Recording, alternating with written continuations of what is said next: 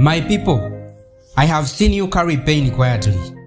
I have heard you say, help us, we are hungry, our services are failing us. Please remember us. I have seen the tears. I have heard the frustration. People who have waited and waited and waited.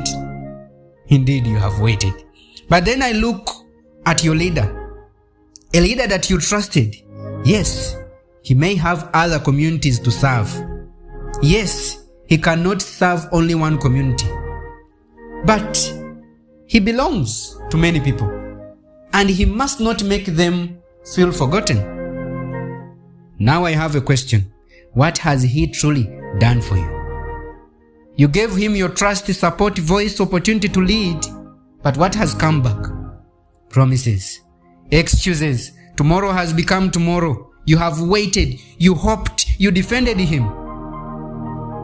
And now I'm hearing you saying, next time we cannot trust you anymore. Maybe your hearts are tired. Maybe you have had enough. But I have another question. When will you actually do it? Because disappointment alone does not create change.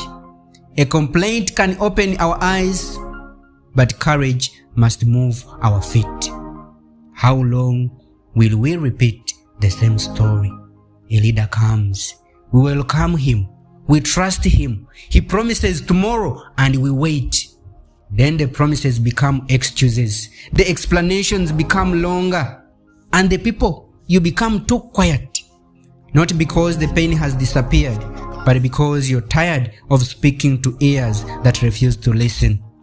Maybe these leaders have their reasons.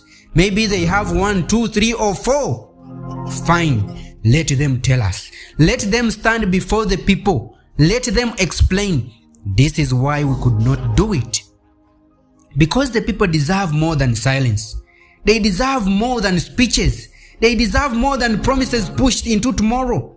They deserve leadership that listens, leadership that explains when it fails, and leadership that acts while there is still time to help.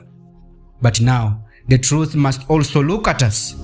We must ask ourselves, are we only changing leaders, or are we changing the way we choose them? Because if we keep choosing without thinking, supporting without questioning, and trusting without accountability, then tomorrow may simply wear the same face as yesterday. Leadership must change, but perhaps the people must change too. Not by becoming cruel, divided, but by becoming awake. Ask questions before giving your trust. Remember promises after the applause is gone. And understand this. Your voice does not become powerless after the election. Your voice becomes your responsibility. So, a community that understands its power will not only ask, who will lead us? It will also ask, what have you done before? And what will you do when we place our future in your hands? That is where real change begins. Not in another speech, not in another promise, but in people who remember, people who question, and people who choose with the courage.